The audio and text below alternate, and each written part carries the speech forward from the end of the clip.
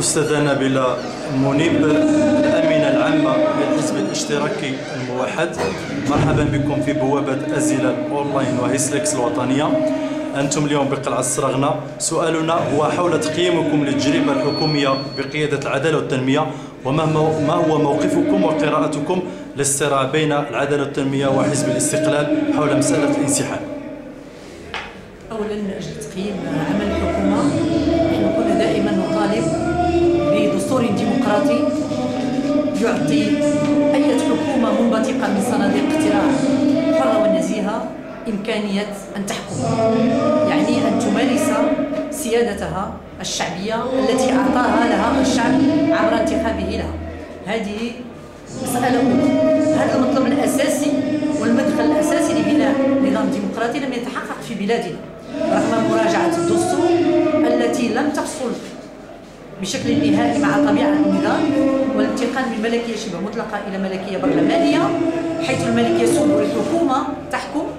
فلا زالت صلاحية هذه الحكومة مهمشة جدا تجاه مركزة السلطة من قبل المؤسسة الملكية وما يصطلح عليه بحكومة الظل، والتي تشكل أكبر اختلال يعرفه النظام السياسي في بلادنا.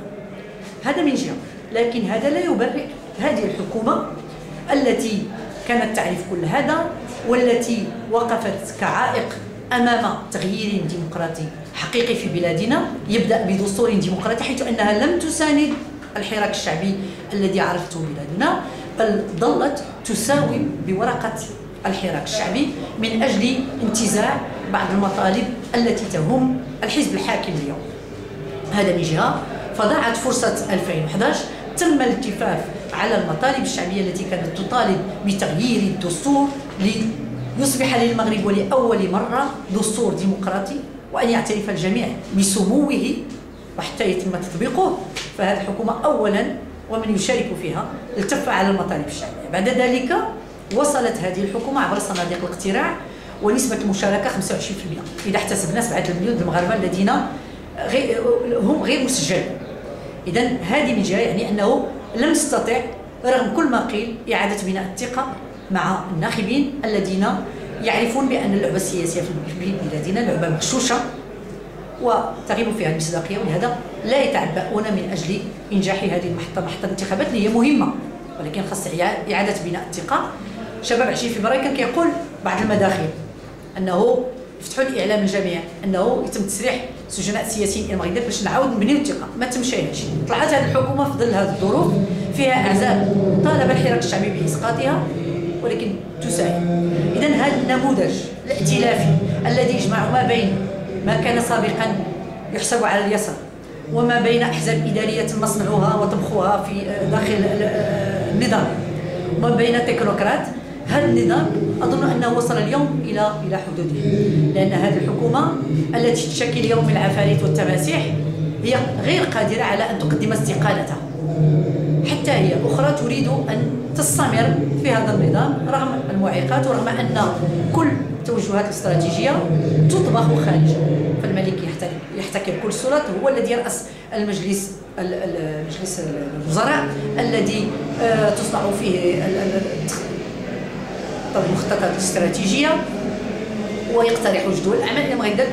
فنحن كنا نطالب بأن صلاحية مجلس الوزراء تنقل إلى مجلس الحكومة، أن الحكومة بالفعل رغم كل ذلك هذه الحكومة تحاسب على إعلانها الحكومي الذي تقدمت به أمام البرلمان والذي وضعت فيه أولويات. من ضمن هذه الأولويات محاربة الفساد. رأينا أن هذه الحكومة سرعان ما بدأت تشتغل فتراجعت عن هذا الوجه الأساس الذي هو من المداخل الأساسية لبناء دولة الحق والقانون. نعرف أننا نعيش في ظل ملكية شبه مطلقة، وهذا الدستور لم يسمح بتغيير النظام السياسي إلى نظام الملكية البرلمانية المعاهد الدولية، ونعرف كذلك بأن الفساد مبأسس في بلادنا ولم ننتقل إلى دولة الحق والقانون. لا زال الإفلات والعقاب هو السائد، ولا زالت رعاية الفاسدين والمفسدين على كل مستويات الدولة. هذه الحكومة ترى كل هذا ولكنها لا زالت في نفس الصيرورة التي عرفتها الحكومات السابقة، واتخذت إجراءات لا شعبية ولا ديمقراطية من قبيل الزيادة مثلا في ثمن المحروقات الذي كانت له انعكاسات على القوت اليومي لفئة واسعة من شعبنا التي تعاني من الفقر، من التهميش، من العطالة، من البؤس، من الظلم الاجتماعي على كل أوجهه. هذه الحكومة لم تباشر ورش الجهوية حتى نستطيع أن نعطي فرصا للتنمية وفرصا لمشاركة النخب المحلية في بناء تنمية محلية التي هي أساس بناء التنمية الشاملة.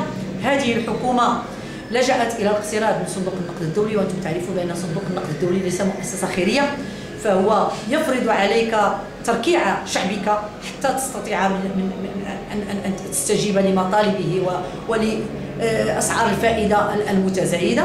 هذه الحكومة لم تعرف كيف تنصت إلى صوت الشعب، وهناك احتجاجات يومية تخرج في كل المناطق مطالبة بالشغل، مطالبة بالعيش الكريم، مطالبة بالتقليص من الفوارق الاجتماعية والمجالية إلى غير ذلك. ولكن هذه الاحتجاجات السلمية ومشروعة تقابل بمقاربة الأمنية وبالعصا الغليظة. فكيف يمكن بعد ذلك أن نتكلم عن تقييم أو أن هذه الحكومة في بداية مشوارها يجب أن نعطيها الفرصة؟ فنحن بالطبع أعطيناها أكثر من فرصة، ولكن المنحة هو منحة تراجعي، هو استمرارية نفس. أما فيما يخص هذا الصراع المفتعل ما بين هذا الائتلاف الحكومي الهش، فنحن نقول كما قال مفكرون سياسيون وآخرون، كما قال سامويل هانتينغتون، أنك عندما تفتقد إلى الجرأة والأفكار والذكاء لكي تستجيب إلى متطلبات الشعب فأنت تلهيهم بقضايا ثانوية. فالشعب لا يهمه أن يتناحر شباط مع بن كيران، أو كيف وصل شباط إلى رئاسة حزب الاستقلال، أو كيف وصل الشجر إلى كذا. كل هذه الأمور هامشية، في حين أن المغاربة مطلبه هو تحقيق الكرامة والعدالة الاجتماعية، تحقيق المواطنة، هو التغيير الديمقراطي حتى ننتقل من رعايا مستضعفين إلى مواطنين كامل المواطنة. هذا هو هم المغاربة، همهم في الشغل، همهم عندما يتم تخريب المدرسة العمومية وكيتقاتلوا الأسر باش يقريو وليداتهم لكي يتخرجوا ما عندهم من مآل الا يوقفوا قدام البرلمان باش يتسلخوا، في حين ان اولاد باك صاحبي وكذا كيلقاو شغل واخا ما كيكون عندهم لا كفاءة لا. كيف يعقل في هذا المغرب التناقضات اننا بحاجه الى كفاءات متعدده، وان اولادنا وبناتنا ملي كيحملوا الشهادات مآلهم التهميش؟ كيف يعقل اننا كنبيعوا بلادنا وان خيراتنا كتنهب من مال من ثروات باطنيه وحنا كنتفرجوا ونقولوا عفى الله عما سلف ما عندنا ما ندير؟ اذا كاين هناك بؤس سياسي، كاين هناك ضعف سياسي، وهذه الحكومه بينت على العجز ديالها بانها غير قادره، وبان اراده الشعوب لن تقهر، وانه غادي يبقى مستمر النضال، وراه مستمر من اجل التغيير الديمقراطي الشامل الذي يجب ان يشمل جميع مناحي الحياه، ماشي غير المؤسسات، كل مناحي الحياه، حتى هذا الشعب اللي انتفض بالامس من اجل اجلاء المستعمر انه ينتفض ويجلي الفساد، وانه يبني الديمقراطيه الحقيقيه الغير منقوصه، ويبني المواطنه ويحقق الكرامه والعداله الاجتماعيه. استاذه نبيله المنيب، شكرا لك على هذا التصريح لأزيلة الأونلاين. شكرا.